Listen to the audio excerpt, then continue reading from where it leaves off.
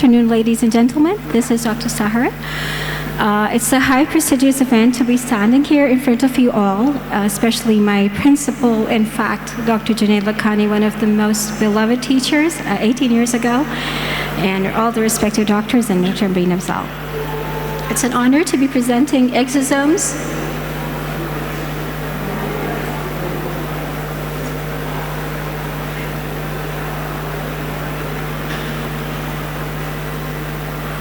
I apologize for the delay. It's an honor to be presenting Exosomes, the new innovation in dentistry as well as aesthetics and medicine. To introduce myself,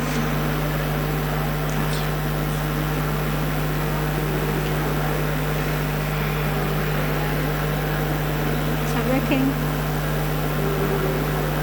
Not working.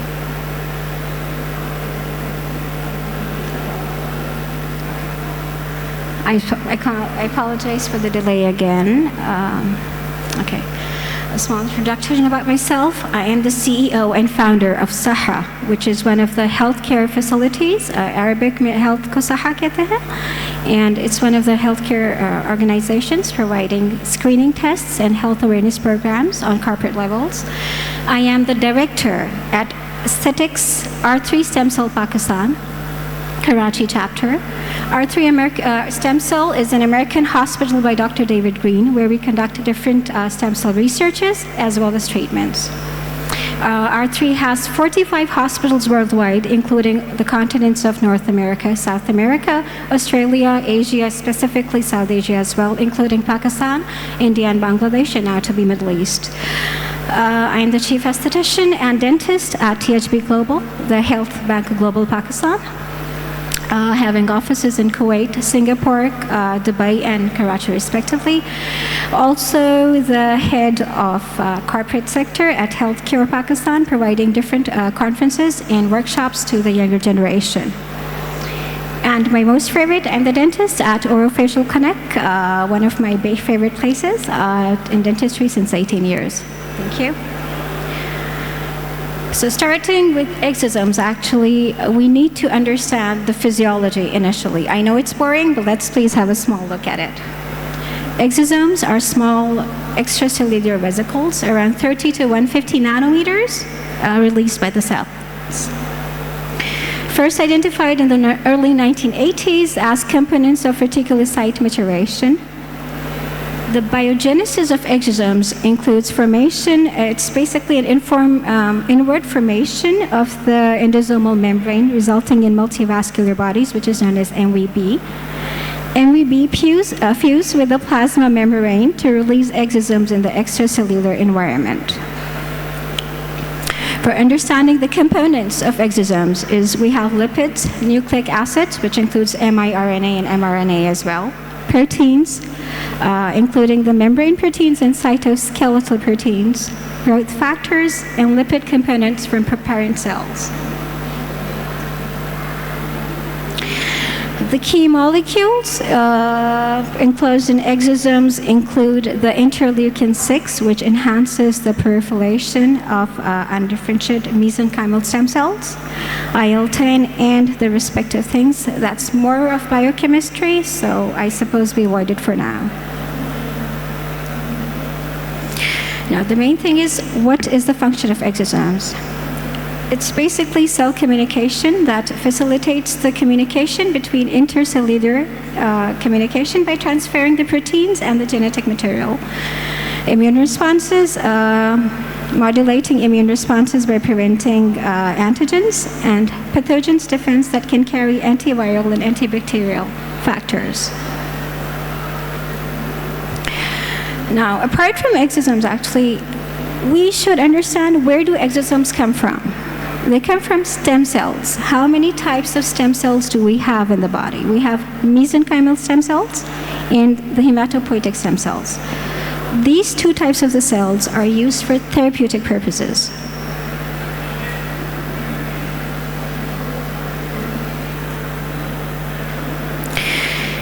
The type of stem cells that we use for therapeutic purposes includes the embryonic stem cells. They originate from the blastocytes.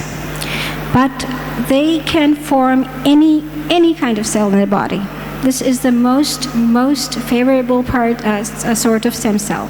Since it's embryonic, it is highly unethical worldwide to use embryonic stem cells and hence stopped. The second that we have is adult stem cells.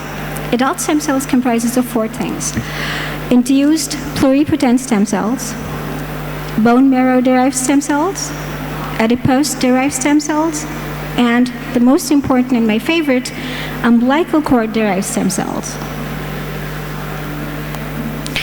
Now, when we talk about the therapeutic purposes, how would we choose between these 4 types of stem cells?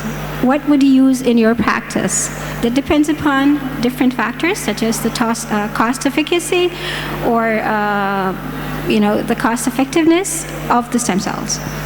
The induced pluripotent stem cells are one of the best, yet it causes around $50,000 to generate clinical grade induced pluripotent stem cells for one patient, and around $800,000 to make a personal grade induced pluripotent stem cell product. Now, since the cost effectiveness is, we can see creating one vial of stem cell that has 30 to 50 million in one vial, but it's costing around $800,000. Do you think this is cost effective for a patient? No, we don't think so, right? So due to this cost effectiveness, this is unaffordable, and hence we can say that it's kind of inapplicable. Despite its best properties, it's quite inapplicable for us to, use stem cells for the treatment of patients. The next most important, that is widely used in Pakistan, I think every single clinic, almost every single clinic, and every single salon practicing stem cells is adipose-derived stem cells. The adipose tissue is the largest mesenchymal stem or stromal source of body. Stroma cells for regenerative purposes are basically obtained by 2 methods, enzymatic and mechanical. The stromal cell cocktail derived from swath, which includes the adipose-derived stem cells, is called the stromal vascular fraction. Now, I'd like to, people anywhere here from aesthetics, I'd like to ask and tell them how many of you does use SVF from Korea? Or do we have any aestheticians here? Do we have any aestheticians here, along with dentistry? Okay, I suppose no, that's okay. A little bit of elaboration. Basically, in Pakistan, the stem cells that are used widely, right? Every single day we get to know about exosomes and stem cells. The ones that are used widely are adipose-derived stem cells, right?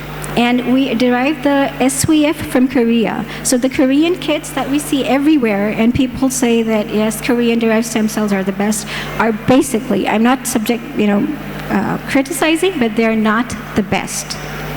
Koreans are providing the SVF. That's not the right, accurate exosome stem cell media. That's just an SVF. Hence, the efficacy level and the potency levels are way lower. The cost effectiveness, again, yes, it does cost around 3 to 4 lakh Pakistani rupees for one SVF, right? So it's cost effective, people can afford for 1 sessions, yet the results aren't as effective as they should have been, because adipose tissue actually does not provide the accurate or moderate amount of stem cells that are needed. Most of the commercially derived exosomes in clinics are these adipose-derived stem cells mixed with the SVF kit from Korea. Now, my favorite and most favorite that we use, and that's one of the best, is the umbilical cord-derived stem cells. We have 2 types again, the mesenchymal stem cells and the cordless stem cells. Now, why would I consider the umbilical cord stem cells to be perfect? If I have to choose, or if you have to choose between the 4 stem cells that I've already given, the induced pluripotent or the adipose tissue or umbilical cord, how would you select? Okay. Umbilical cord-derived stem cells, I would always consider the best because they do not have the MHC type 2 receptor, which means that they cannot be rejected by the body. Right? When you're inducing a stem cell inside a body, your body would react it as a foreign object, right? Inflammation occurs, it is repelled by the body. Adipose tissue, which I discussed earlier from Koreans that we are using, is rejected by the body. I think many of the cases results in a failure. The umbilical cord-derived stem cells, MHC type 2 molecules, are expressed in the immune cells as monocytes, macrophages, dendritic cells, and epithelial cells following inflammatory signals. The function of MHC molecules is to bind peptide fragments derived from pathogens and display them on the cell surface for recognition by the appropriate T cell, which is your immunity cells. Recognition, right? As I say again, once the umbilical cord stem cells do not have these receptors, they cannot be identified by the body, and hence no inflammation occurs or no fighting of the immunity occurs, so they're easily accepted, hence they're the best and the safest. Just like you can say the O-negative blood is always considered to be the most safest, umbilical cord is considered to be the most safest among the stem cells. Stem cells is a very controversial topic because it is not FDA approved till now, right? And the reason for it is when we say we're using stem cells, we need to know the source from where we're getting these stem cells. Stem cells could be animal-based, they could be plant-based, they could be human-based. From Korea, that I said earlier, we're having the stem cells are basically from the fish salmon.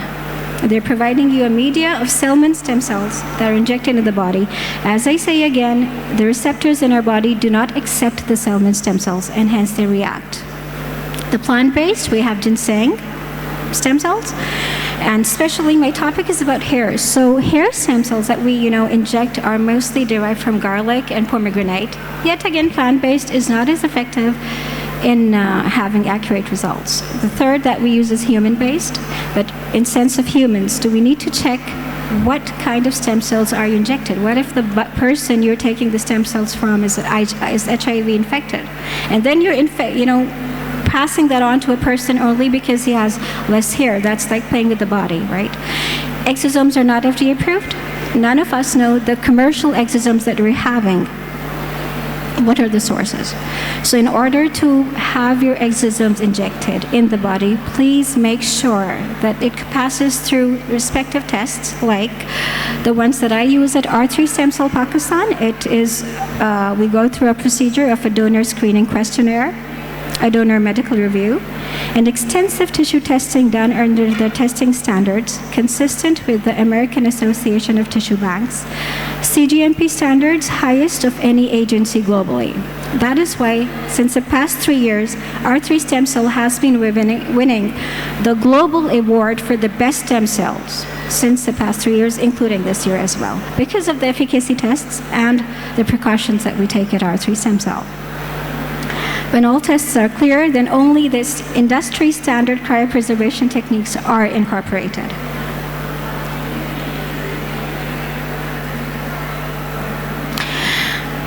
Why are we using stem cells in aesthetics? We're using stem cells in everything, in orthopedics, in respiratory issues, even in dentistry, as our respective teachers would know, but only to a specific event.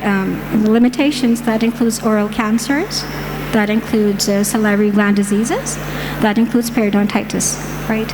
Other stem cells have, studies have not clinically shown much efficacy, so dentistry has actually dropped stem cells research for now, and we're focusing more for aesthetics. Stem cells enhance skin regeneration, collagen production, hair growth, and improved scalp health, right? Now, my question right now is, I've been telling you everything about stem cells, but my topic was exosomes. Does anybody know the difference between stem cells and exosomes? Or what's the similarity? Anyone here? Okay, it's okay. Basically, exosomes are derived from stem cells, right? Stem cells themselves are the cells. They have a proper nucleus. They have the ability to reproduce, right, by mitosis. Exosomes lack a nucleus. They do not have the ability to reproduce, yet they contain different proteins, RNAs, growth factors, and stuff like this, that when the stem cell releases the exosomes, right, there's a special mechanism of how it works. For example, in Pakistan, as an esthetician, I have a wide variety of things treating, but what I'd like to discuss here is alopecia, which is hair loss. I think 1/3 population in our country, males and females, are undergoing alopecia. So there were times when in alopecia, people used to go for hair transplant, as that we all have heard initially, right? Hair transplant is basically just a grafting, taking a piece of your hair from a densely populated part of the head and grafting it to the parts where there's less hair or there's less population of hair. Especially from the occipital, usually we come to the frontal and parietal. But the problem was, it's just a grafting, right? Until and unless your cells are not working properly, the hair follicles would again reject the hair transplant done, and eventually your hair would fall off. And after 6 months, maybe 1 year or so, people come up again having that we need to go again for the hair transplant. So basically, hair transplant is a failure, right? In aesthetics, we have innovated, the innovation in aesthetics is stem cells, which is basically exosomes. Injecting exosomes in the head of the person, okay? And this is how your hair follicles get stimulated and they start working.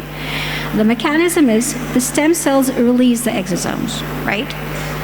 When the stem cells release exosomes, they go inside the blood or any of the fluid, and the cells that are present there that are actually dying take the nutrients from the exosomes. So the exosomes act as a barrier, as I told earlier, and they provide with the respective RNA, with the proteins, and the respective things that the cell needs, right? And the dying cell stops dying, and it starts regeneration.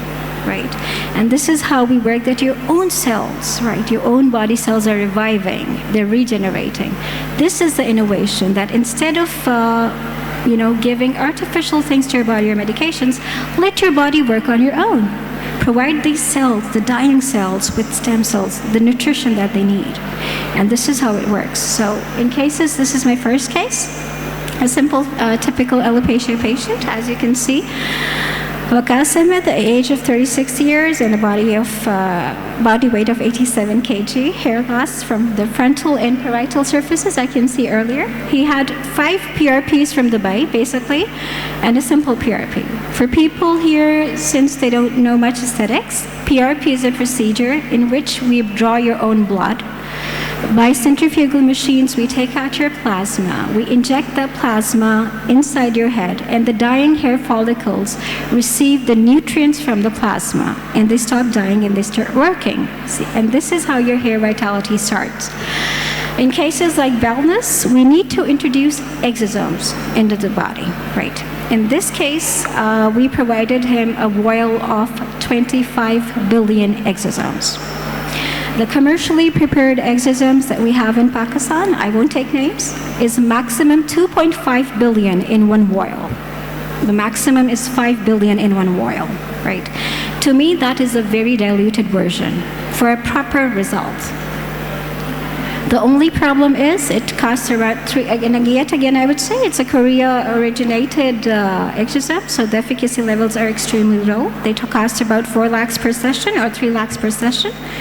And at least the esthetician would call you around 3 to 4 times to have your, amount of exosomes to be injected in the body. Let's say if it's 2.5 billion exosomes in one time, she would at least call you 4 times. And the total percentage goes about 9 to 10 billion exosomes after 4 sessions, right?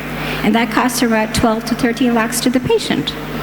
At R3 Stem Cell, we prepare our own exosomes, knowing how and what the patient wants. We Pakistanis, we know how the baldness pattern occurs in Pakistan. We know what's the body structure of the patients. We're not as tall, we're not as good. That's genetic, like that. I'll be complicating you more. In cases like these, we present people or patients with concentrated forms of exosomes, that is 25 billion in a vial. 25 to 30 billion in a while, because obviously accurate results nobody can tell. So that's a huge difference. If I'm giving you commercially 5 billion exosomes, and I am providing you 25 billion exosomes in one single visit, which is a single shot treatment. R3 stem cell basically focuses on treatment more than on a commercial money-making thing. I apologize for the wording. But yet again, compared to 5 billion exosomes, when you're injecting 25 billion in one shot, you're giving the patient exact amount of exosomes which he needs for his hair growth.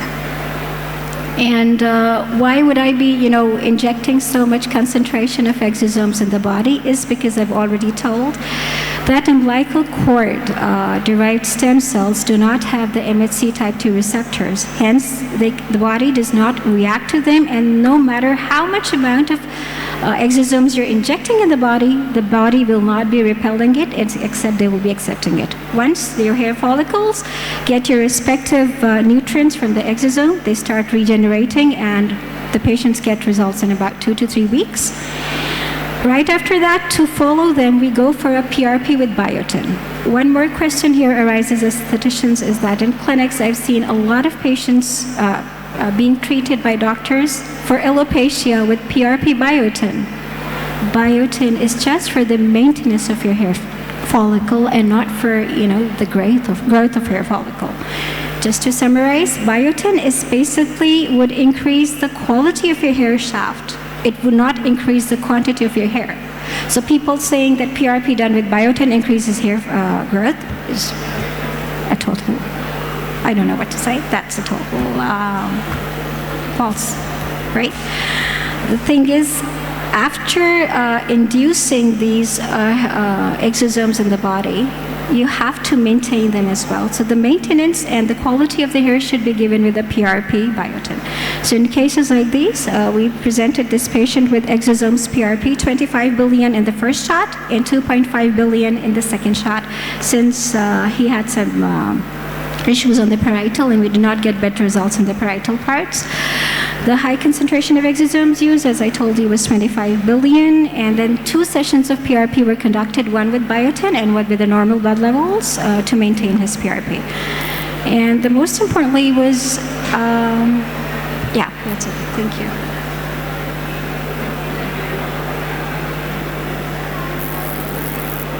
And the most important, when we're doing aesthetics and when we're doing PRP of the patient and we're thinking of the results, is the method also associated with the microneedling.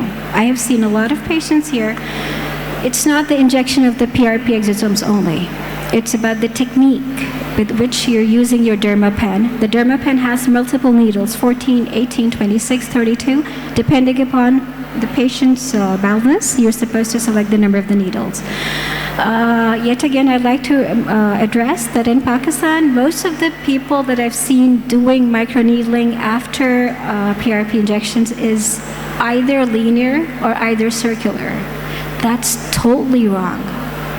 The dermapen that you're using has almost 36 needles. When you're actually placing it in your head and giving it a circular motion, you're destroying the hair follicles because the needles are getting engaged in your scalp and the hair follicles get destroyed. So instead of better results, you're actually hurting the patient a lot, and he will result in the hair fall further. So it's about using the proper technique, which is stomping technique, right? Once you've injected, you go with the stomping technique on the parietal, on the occipital, on the temporal regions, and inshallah, you'll get the best results. This is another patient. She was a female, so out of privacy policy, we just couldn't show her face and the procedures. She was 53 years old, body weight 748. Yeah, it's thank you. 53 years of age and a body weight of 75 kg. We did her PRP exosomes 1 session. Yet again, it was around 27 to 28 billion exosomes in a vial. And way to go, she got her results in one type. Unfortunately, I don't have the pictures to show right now. I apologize for that, but yeah, that's how it is. And after exosomes, you're supposed to have your PRP sessions. Simple PRP works best just for maintenance.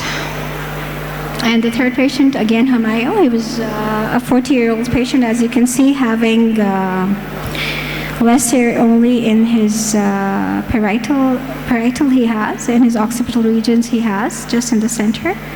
Again, a treatment with exosomes was done around same 25 to 26 billion exosomes in a vial, and he was good to go in one shot. So what I would really request people is that whoever is using exosomes in aesthetics, please be careful about the source of the exosomes you're having. Please make test the quality of the exosomes you're using. Secondly, do not work for patients commercially grabbing money. Just give it a one shot. We know we can do it in one shot, so please do it in one shot. Give it a dilute concentrated form of 20 plus exosomes in a vial instead of pushing them back to 2.5 billion exosomes in a vial or something like that. It will take about 10 sessions to make them achieve the best results, right?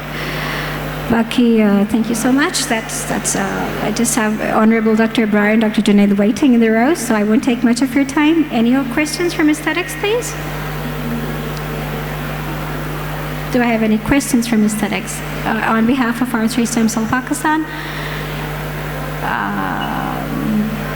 Right? All right, thank you so much. Thank you.